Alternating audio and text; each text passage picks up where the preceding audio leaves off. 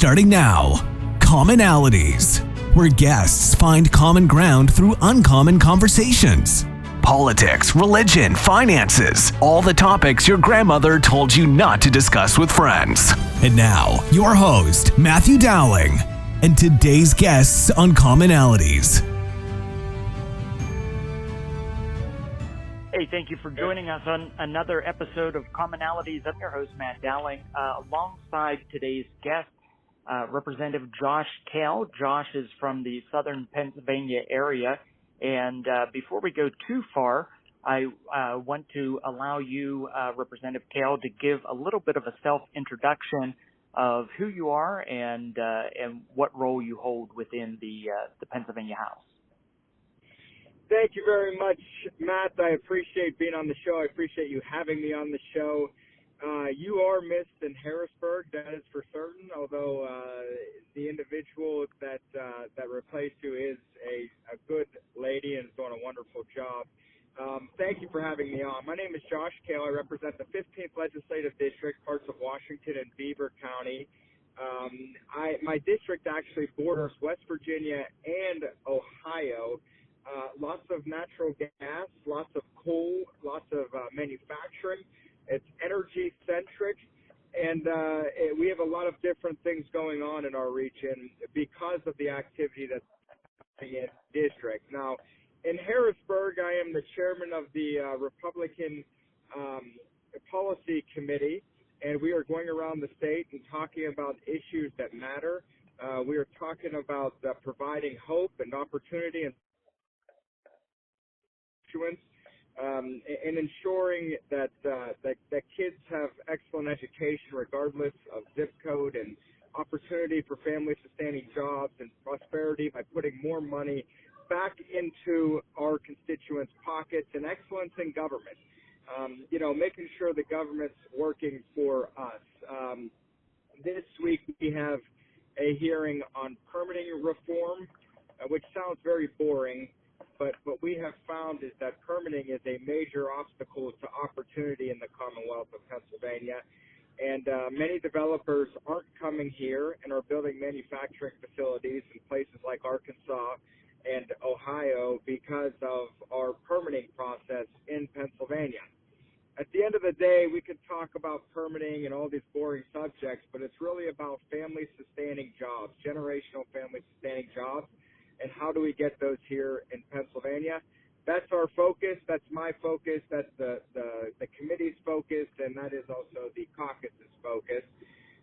So I'm looking forward to answering any questions that you have, Matt, just catching up and telling you what we're doing. And I could, answer any type of question that you might have for me.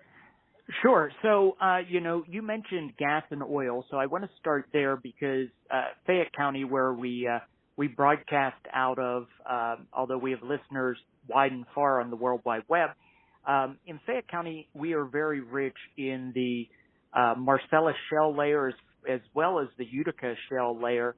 And I know there's been talk for years about adding some kind of a extraction tax. And we know that our fees in Pennsylvania, or, I think the majority of my listeners have heard this before, the fees in Pennsylvania equal what an excise tax would be in other states. Tell me, is there still talk about trying to tax the gas industry on an excise basis? Yeah, so there is discussion on that subject, which is remarkable considering how inflation is jacking up gas prices and energy prices as it is. Doing a tax like this would just continue that, and consumers are going to be the ones that end up paying the price. We're already entering into a situation because of the Regional Greenhouse Gas Initiative, which Democrats have squarely put us in, which is going to be devastating for consumers with a 30% increase in energy costs. That's industrial consumers and residential consumers. Adding an additional tax would also be devastating. We are fighting against that to ensure that our energy industry has the tools it needs to keep producing because at the end of the day, it's about lowering costs and energy, and it's about having abundant, affordable energy so that we can have, lower energy bills and have jobs here in manufacturing and production and things of that nature. So I don't think it will be on the front burner in the Shapiro administration right out of the gates, because at this point in time, there is a perception that because Republicans have been very responsible with budgeting over the course of the last number of years, there is a push against raising any types of taxes other than a couple, including the regional greenhouse gas initiative, which is essentially a tax. But because of the rainy day funds, and that's where the Democrats are going to want to take money from first, I don't believe that they will die on the hill of raising a severance tax or something of that nature. And we will be fighting tooth and nail against that and any other type of tax increase and taking money out of the rainy day fund, which is not for times like we're in now, but it's for when we do end up in some sort of recession because of Democrats' poor policy at the federal level. Sure. Now, we're talking about the jobs that the gas and oil industry can bring us, but I also want to get your take on the importance of energy independence. And we're seeing with the conflict between Russia and the Ukraine that when we're going to the grocery store, because that's kind of the breadbasket of the world, that we're paying higher prices on things like wheat and flour. How important is it to us as Americans, as Pennsylvanians, to have some energy independence? And do we have the reserves in Pennsylvania to really make a big difference in that and give us the security that energy independence would bring us?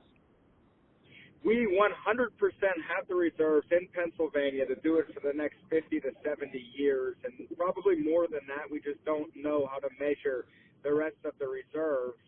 And in my mind, it's not about energy independence. I think we need to take it a step further and go towards energy dominance so that our allies in places like Germany aren't handcuffed by petty tyrants like Vladimir Putin. His war machine is funded of the nonsense coming from the left and because of their energy policies. That is a fact. The fact of the matter is Europe has been hamstrung by the Russian energy industry because of the green energy industrial complex that we have seen both in Europe and in the United States. At the end of the day, we could produce it, we could ship it, and we could get it to Europe, and we could do it in a way that is very effective and very clean as well for our environment. I think it needs to be said that we see what's happening in places like Russia when our allies are dependent on countries like Russia. We're doing the same thing. Our energy policy here is driving us towards Chinese-produced energy. We don't need to call it solar. We don't need to call it wind. We don't need to call it electric batteries. Let's call it what it is. It's Chinese-produced energy. And until we can do it here in the United States, we shouldn't be going anywhere near it. We should be encouraging manufacturers to start making those goods here. We should be encouraging our entities in America to start mining for rare earth minerals. But until we can, there's no reason for us to be dependent on Chinese-produced energy.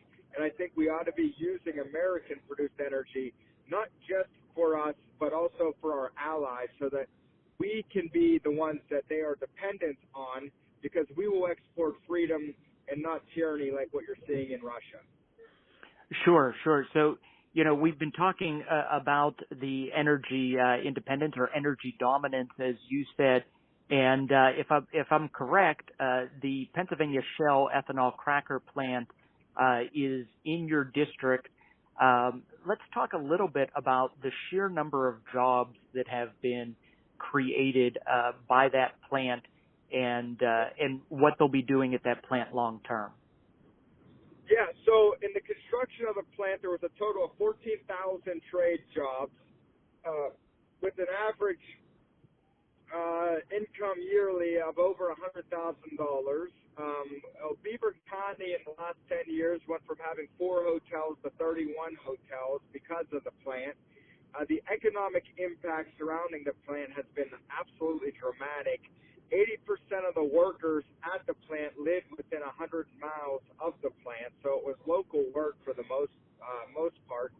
And we're generally seeing a lot of excitement about the prospect of downstream, meaning because this plant is something that is really a massive project. It provides for opportunities for other manufacturers to come in and use the pellets that's created by this plant to form their own plastic products. So there's a lot of excitement about future manufacturing, about reindustrializing Beaver County, and even without that of something like $2.3 billion a year in economic impact, it's 600 full-time jobs. It's thousands of contractors that are going to work at the plant throughout the year.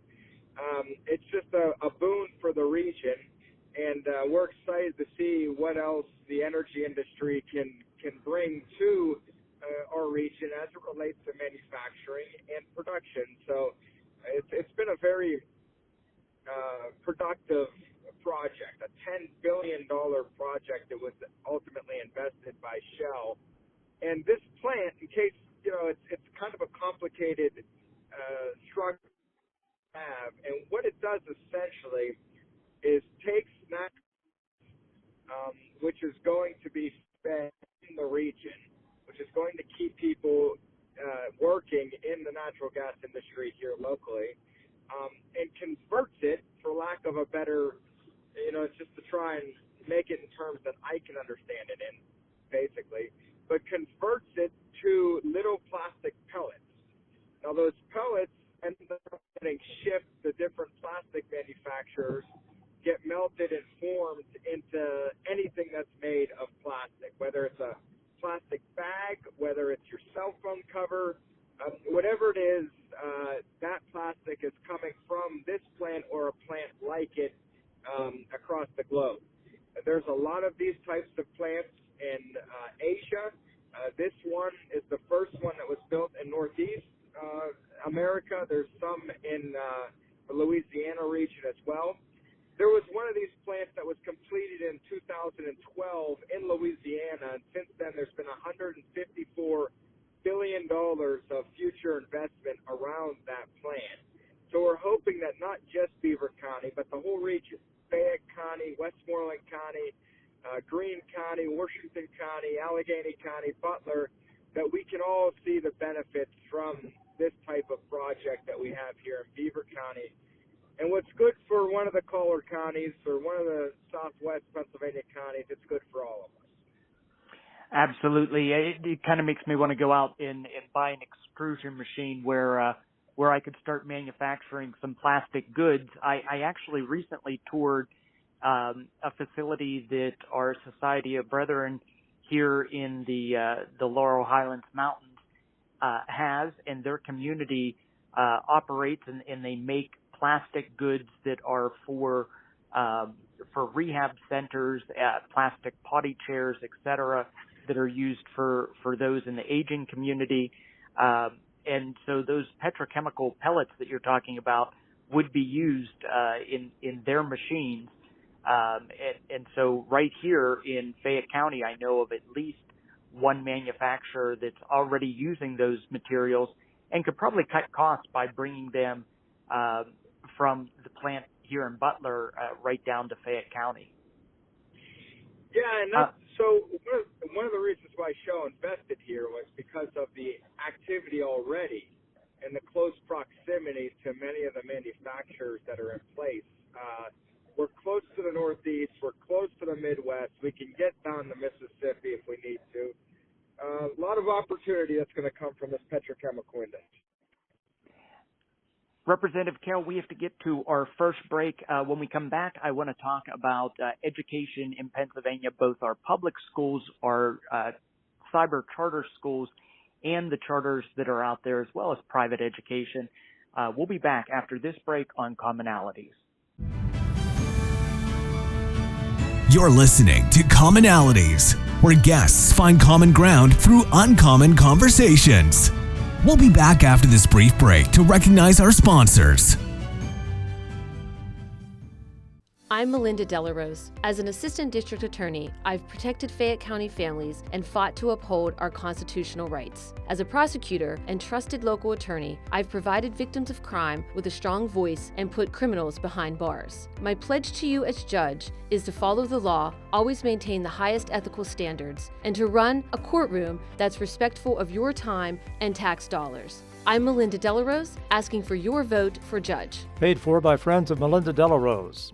Is your business using analog strategies in a digital marketing world? If so, then contact Matthew or Rebecca Dowling at Coordinated 360 for a professional consultation, where we bring in-depth knowledge and functional expertise with a holistic perspective. Coordinated 360 provides digital marketing, paid ad and media buying services, web design, social media management, video production, and more for businesses, organizations, and political campaigns. With decades of experience, Matt and Becky at Coordinated 360 can help you craft your unique message and share it with the world. For a no-risk media evaluation and recommendations, call 724-320-2212 or visit us online at www.coordinated360.com. Find us also on Facebook, Instagram, and Twitter, or email info@coordinated360.com. When it comes to buying a home, what you see isn't exactly what you get. That's why home buyers should call Dave Dowling at Grandview Inspections at 724-208-4108. You'll see colorful flowers, freshly painted walls, granite countertops, gleaming hardwood floors, and other touches. What you can't see is the cracks, ancient plumbing, dangerous wiring, or broken appliances that might be revealed when you hire a home inspector. And when it comes to home inspectors, knowing yours has the qualifications and experience needed should be your number one concern. Dave Dowling with Grandview Inspections is an architectural engineer with over 30 years of commercial construction experience and hundreds of inspections under his belt. A home inspection is an opportunity for you to hire an expert to walk through the home and prepare a report outlining the home's major components, what needs immediate attention, and what will require maintenance after you move in. Your home is one of your biggest investments, so make sure your investment is everything you hoped it to be. Call Dave Dowling at Grandview Inspections at 724-208-4108.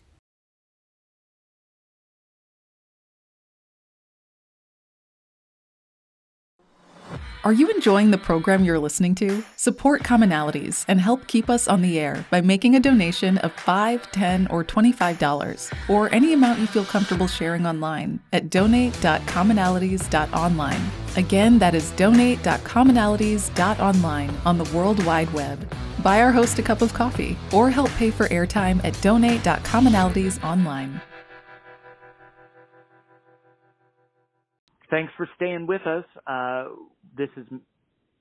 Thanks for staying with us. This is your host, Matt Dowling. My guest today is Representative Josh Kell, who is the chairman of the Republican Policy Committee, and he's been traveling the state. In fact, today I think he's making his way across the Commonwealth. He's got important hearings that the committee has to talk about all different things, but one of the things they've talked about recently has been education. So Representative Kell, fill us in on what you've learned from your policy hearings on education recently. Yeah, so I recently met with an administrator of a school in a community that is not well off in Philadelphia, and he was explaining to me, and this kind of frames where we're coming from on education. He was explaining to me that they did a survey in one of their classes, I believe it was a 7th grade class, asking the kids what they expect their life expectancy to be. Just a survey amongst the students, and the average age that came from that survey was 26. Was 26 years old. That's amazing. it's absolutely just really it's terrible, but it is amazing that's what it is. And when I heard that, I just thought to myself, what are we doing? How can we provide hope for these kids? How can we let them know that the state legislator is trying to make their lives better? It's trying to make their families' lives better.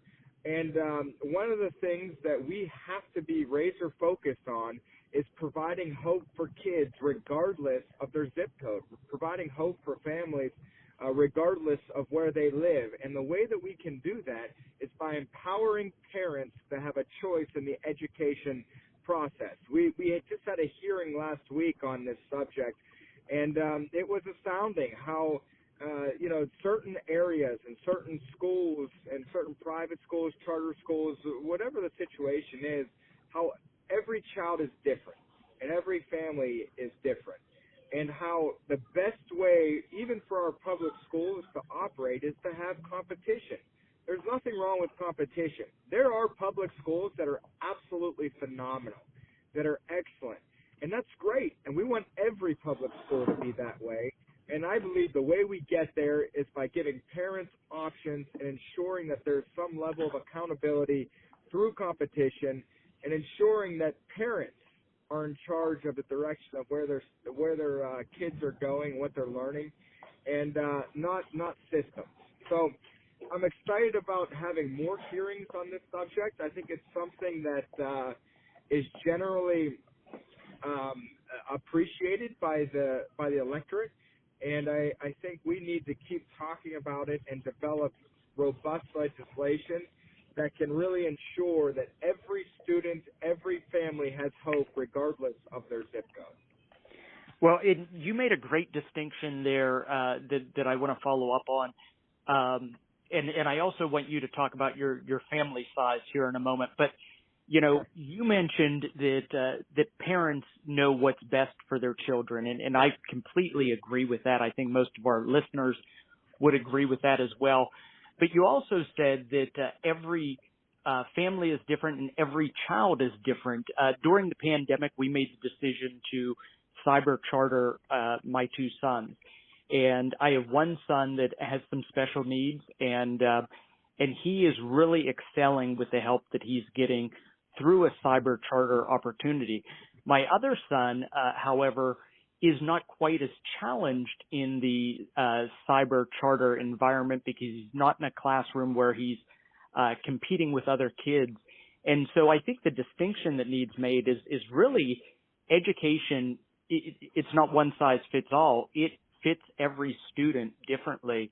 I'm thinking that one of my kids will go to a bricks and mortar school next year, and the other one we're undecided about right now because he is really improving and excelling in a cyber charter environment. So it's not just that each family situation may be different, but each child can be different as well.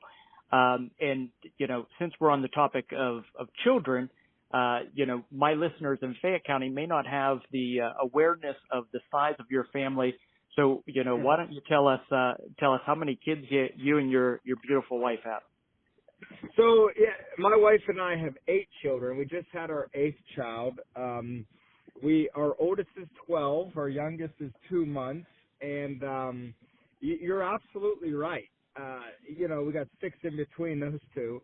And every single one of them is different. Every single one of them learns differently and learns at different rates and needs different things in order to excel. And that's great. And that's how God made them. And we shouldn't try and fit them all into one box. If like for your family, if cyber charter works best, that's phenomenal. If another one, public school, is best, traditional public school, that's great too. But we cannot just try this cookie cutter system that we have and try stuffing our children into each one as though they're a brick just to put into a wall. Our kids are unique. Our kids have talents that need to be developed, and those talents are developed differently for each and every one. It's not an attack. A lot of people try and make this into an attack on teachers, an attack on the public school system. It really isn't. What this is about excellent education regardless of zip code. There are a lot of people in my district that have the ability, the resources to send their kids to a wonderful school. We have some very good school districts, Blackhawk, Beaver, in my district.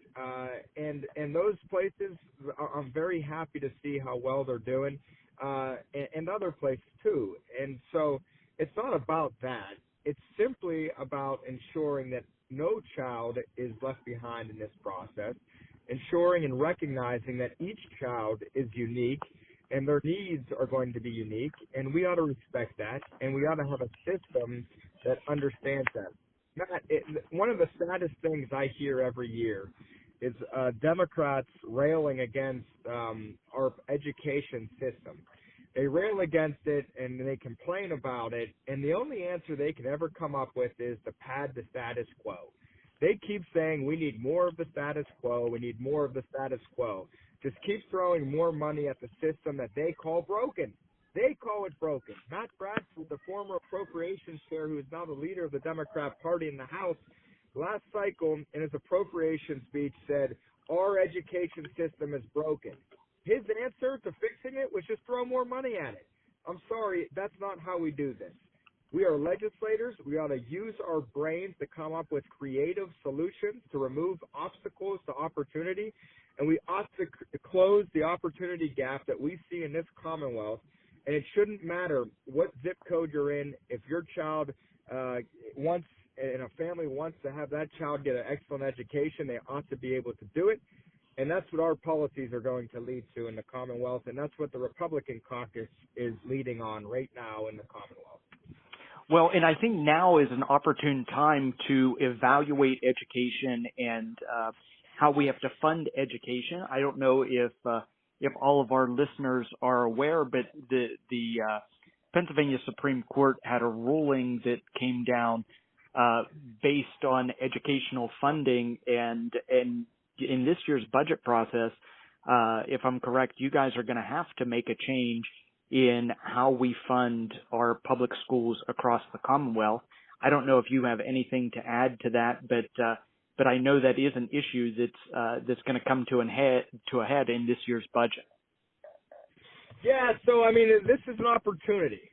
We got to look at it as an opportunity. The Commonwealth Court, not the state Supreme Court, actually left room for the legislature to fix the problem, which is appropriate because the court has no ability to appropriate funds, which calls into question what they did in the first place. But the court will be the court, and we got to look at it as an opportunity to ensure that money is following the child, and that every child, regardless of zip code, has the opportunity for an excellent education. So we got to take a look at the funding formula. We have to ensure that our rural schools are appropriately funded. That is a serious concern that I have. Coming from a rural district myself, I represent 12 different school districts, which is in the context of state house seats, which is remarkable. And so we need to make sure that our smaller schools are not left behind in this process. But ultimately, as a philosophy, as a North Star, as a guide for our caucus, we are razor focused on ensuring that children get an excellent education regardless of their zip code. From Bucks County to Beaver County, from Philadelphia to Erie, and everywhere in between. That's our focus, and it's not on systems and padding the status quo. It's on funding children and giving families choices, and this is an opportunity for us to put in a system that does exactly that. And if we're talking about money following the child, is there any chance that we could be talking about some type of a voucher system in Pennsylvania at this time? So I don't think it's realistic to expect the Democrat caucus to go for something of that nature. We will be advocating for it, in particular in poor-performing schools. It's my opinion that we should broaden that beyond just poor-performing schools, but we got to start somewhere. However, the governor, Governor Shapiro, in his campaign, now I understand that, with a lot of politicians, what they say in their campaign is one thing and what they do is another. So I'm not naive to that. But with that being said, Governor Shapiro has come out and said he supports vouchers, particularly with poor performing school districts, and we ought to believe him, and we ought to put something forward that does that, because if it's just for poor performing school districts, that's a step in the right direction. And if we can show that it works for those families, I don't see why it couldn't work for other families, and why we should have other people not getting the same types of opportunities. So we will be driving that agenda. We will be trying to incrementally make our education system better and continue to debate in the public square as to why we should be funding children and families and not systems. And I think what we have to talk about also, and not to be extremely partisan, because on the show I try to be as bipartisan as I can be, but there's no covering up the fact that when I was in the legislature, I was an extreme conservatism in the top 10%. But with that being said, you kind of have to follow the money. And what worries me when we talk about education is the donations that come from the PSEA, from the teachers union, and what candidates those go to. And ultimately, does that cloud some people's judgment, when they're moving through the process? That being said, I went to a public high school. I went to Catholic school before that. But, in my public high school experience, I have teachers that definitely shaped me into the individual that I am today, and gave me some extremely good life lessons through the education that I received. So this isn't a knock on teachers, but just the money that is, passed on through that teachers union. What kind of stumbling blocks do you think that may provide as we discuss education? Yeah, that's certainly an issue, and those teachers, the PSEA and all these other groups, they're free to give where they want, and it's certainly a problem because of the resources that they do have. But I will say that the bigger challenge here is going after the status quo. Any time that you are a disruption to the status quo, you're going to have a target on your back. And the education system is one of the largest institutions that we deal with in the legislature, and we are squarely attacking the status quo because the status quo is not working for enough families. And so we're going to continue to do that. And the more of this that becomes a public debate, having radio interviews like this, talking to you and others in the public forum on this topic, the better off we'll be at. We have the truth on our side with this. We have the family on our side with this. We have students that we are advocating for with this. And unfortunately, more so than the unfortunate nature of the PSEA and who they donate to, unfortunately, the Democrat Party has zero creativity. And it's not just with education. Their entire platform across the board is padding the status quo. How do they solve problems? Throw more money at it, because they don't want to use their brains to solve problems. They just want to be able to throw more money at stakeholders, at people that fund their campaigns, and that's the only solutions they come up with anything. We have an energy issue, throw more money at the green industry. We have a healthcare issue, throw more money at the SEIU and different groups like that. We have an education problem, just throw more money at it. I'm sorry, but taking taxpayer dollars and just throwing it out without any type of accountability, that's not a winning solution. Padding the status quo is not a winning solution. Republicans have ideas that'll work. We have solutions beyond just throwing more money at it, and that's what we're working on, and we're removing those obstacles to opportunity. And the Democrat Party has gotten lazy, and it might use fluffy words in their campaign like the Office of Transformation and Opportunity and all this other nonsense. But at the end of the day, all they're doing is padding the status quo, and the status quo is not working for far too many people in this Commonwealth. Well, thank you, Representative Kell, for those thoughts. We have to get one more break in. When we come back, we'll have our final thoughts and allow you to give some of your contact information if someone should want to get a hold of you. We'll be right back here on Commonalities. You're listening to Commonalities, where guests find common ground through uncommon conversations. We'll be back after this brief break to recognize our sponsors.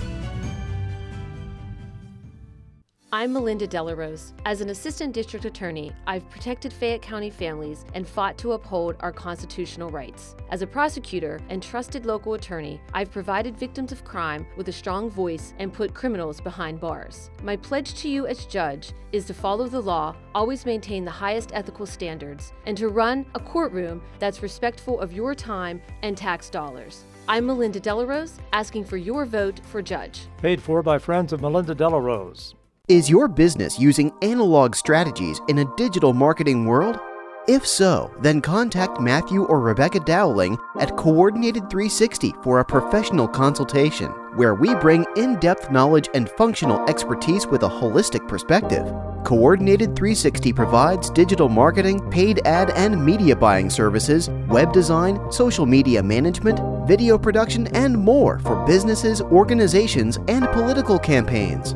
With decades of experience, Matt and Becky at Coordinated 360 can help you craft your unique message and share it with the world. For a no-risk media evaluation and recommendations, call 724-320-2212 or visit us online at www.coordinated360.com.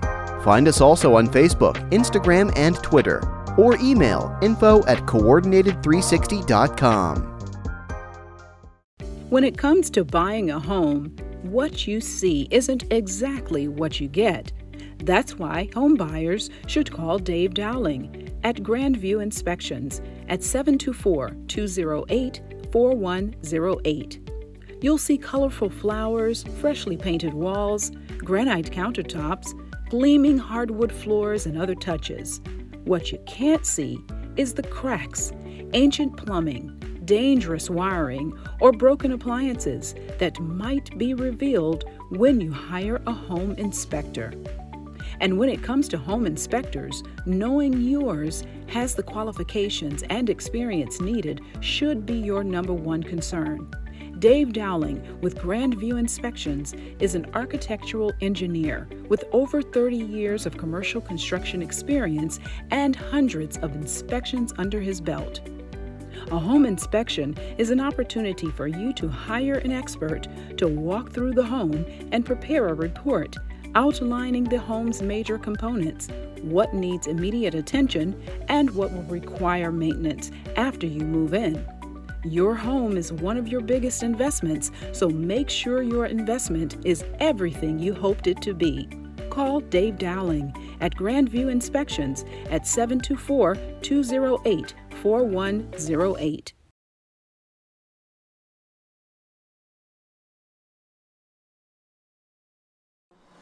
Are you enjoying the program you're listening to? Support Commonalities and help keep us on the air by making a donation of $5, $10, or $25, or any amount you feel comfortable sharing online at donate.commonalities.online. Again, that is donate.commonalities.online on the World Wide Web. Buy our host a cup of coffee or help pay for airtime at donate.commonalities.online.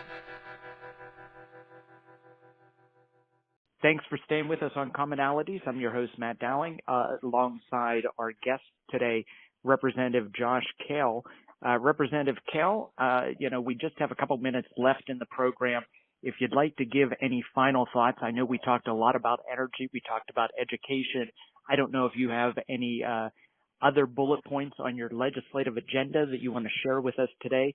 And then also, if someone has thoughts or concerns about some of the issues you were talking about, how can they get that message to you or other members of the General Assembly? Yeah, so Matt, I really appreciate you having me on, and you are missed in the legislature. You are a leader on energy and education issues and many, many more. Charity is doing a wonderful job, Charity Krupa. who is a representative in that area, and I'm looking forward and excited to work with her, and she is learning very quickly. But your leadership is certainly missed. Energy, education, these are the bread and butter issues that we are working on.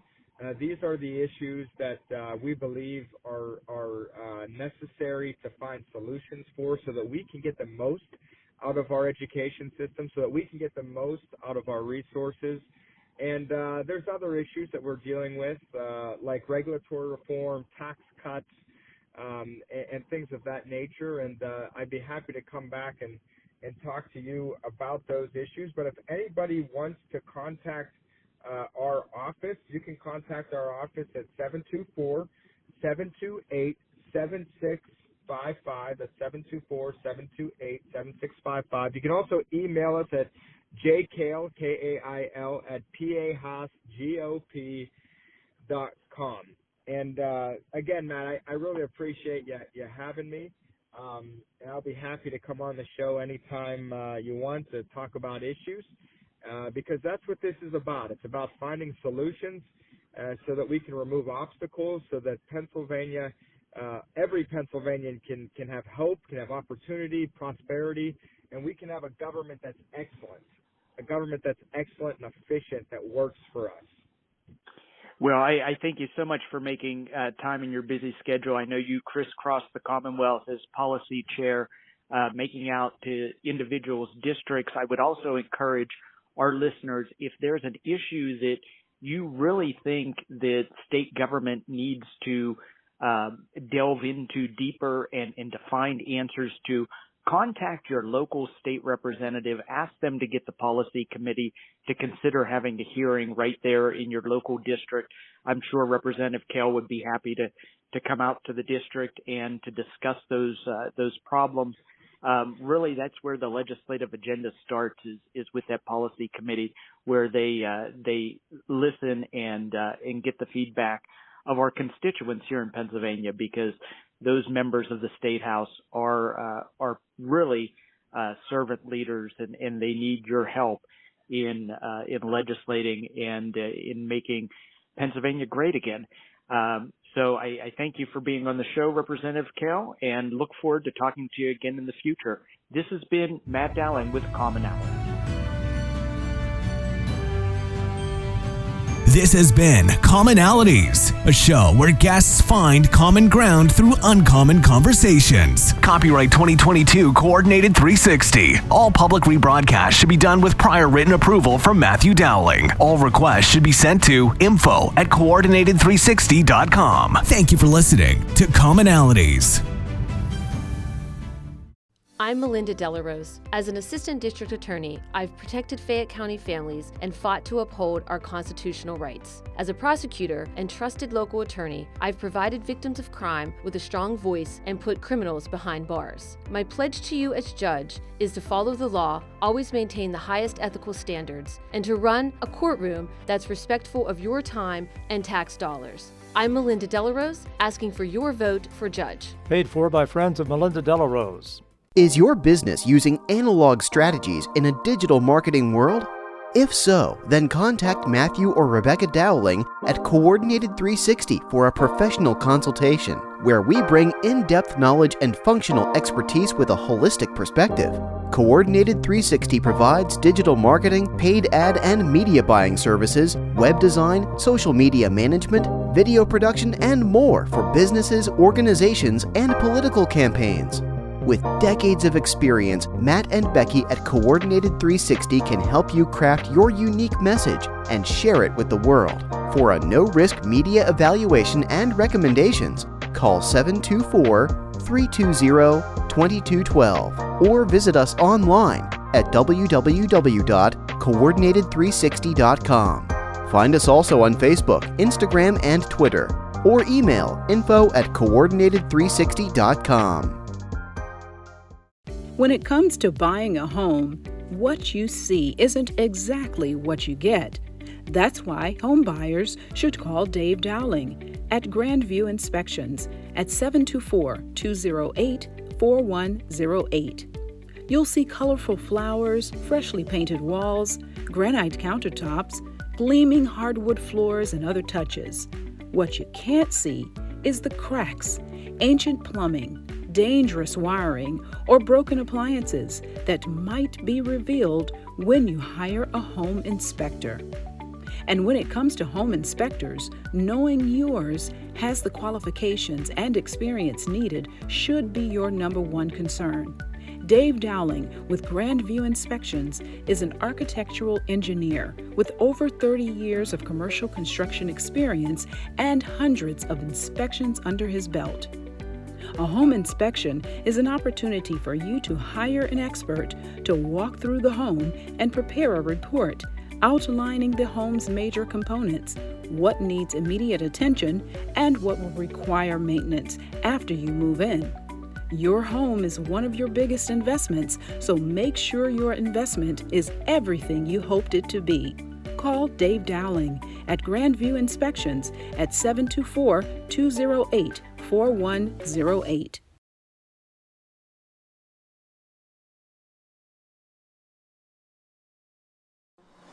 Are you enjoying the program you're listening to? Support Commonalities and help keep us on the air by making a donation of $5, $10, or $25, or any amount you feel comfortable sharing online at donate.commonalities.online. Again, that is donate.commonalities.online on the World Wide Web. Buy our host a cup of coffee or help pay for airtime at donate.commonalities.online.